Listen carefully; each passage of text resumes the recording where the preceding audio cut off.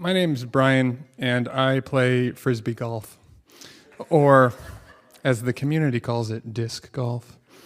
The object is to throw frisbees, or discs, if you will, at targets that are on courses in these public parks. And I don't consider it a sport because you can play it while drinking a smoothie. And this hobby is not one that I often even share with strangers. It feels a bit embarrassing, but here we are. And so I played it when I was a kid, and then I rediscovered it during the pandemic when I was feeling really trapped, when I was looking for something distanced to do outdoors, and I loved it. It helped me to clear my head. So even when things started opening back up again, I kept playing, but there was only one problem. Everyone else who played, every time I drive up, I'd see all the regulars who were also there by themselves. There was the guy with the big floppy hat who played super slow because he was always walking his chihuahua.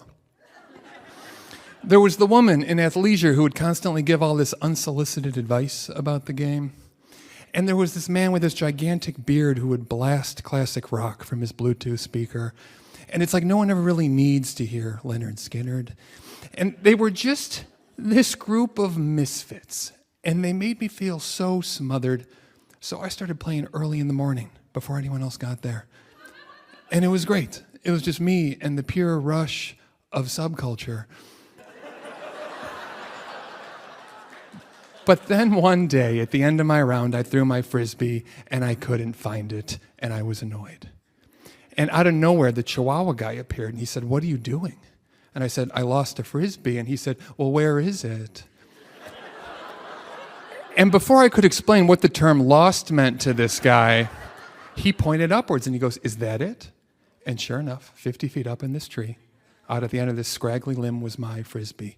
And being able to see it made it worse, like it was taunting me. And Chihuahua guy said, "Do you want it up there?" And it's like, why would I want that? Why would anyone want that? What I wanted was for him to leave me alone, but he said, "Let's knock it down." And he started throwing rocks up into the tree. So suddenly I was stuck with this guy because if I left and he knocked my frisbee down, he would get to keep it. And I wasn't about to let the Chihuahua guy have my frisbee. There's no way. So I started throwing rocks too.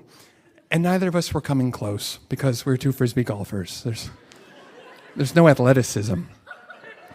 And that's when in the distance I heard the sounds of Lynyrd Skynyrd. And I turned to see the guy with the beard and the Bluetooth marching towards us. And I tensed up. And he came up and he said, "Y'all get a frisbee stuck?"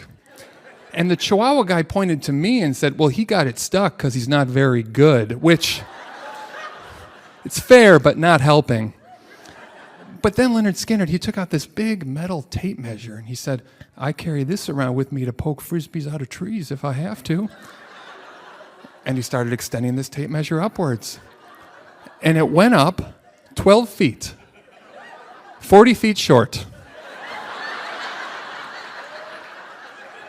Zero depth perception. And I was just so agitated, I said, "You know what, guys? That's it for me. Thanks for your help. I'm going to go." And I turned to leave, only to find that the woman in athleisure was just power walking towards us.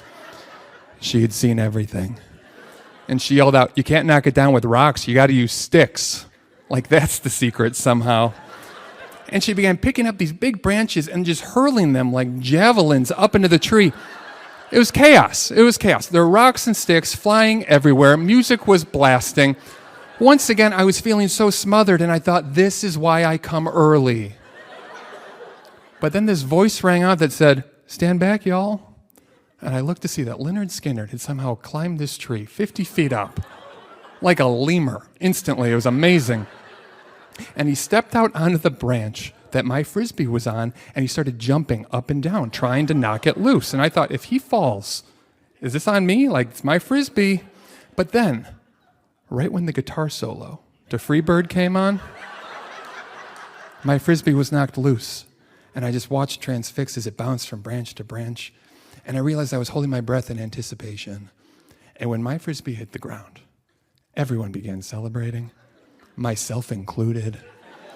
Suddenly, we had our arms around each other. We were hugging, and it felt wonderful. Because while each of us had shown up that day alone, for that brief moment right there, we were all alone together. like in this little, odd community. And so I thanked everyone. I grabbed my Frisbee and I left.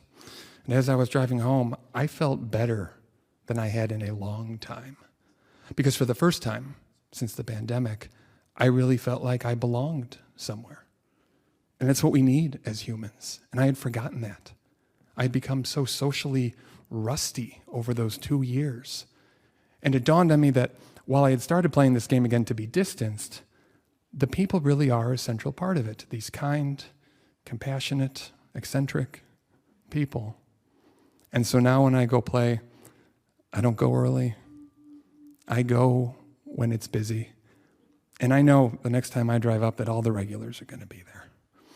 And I also know that I'm going to be so happy and so proud to go over and say hi to that group of misfits, because it turns out I'm one too.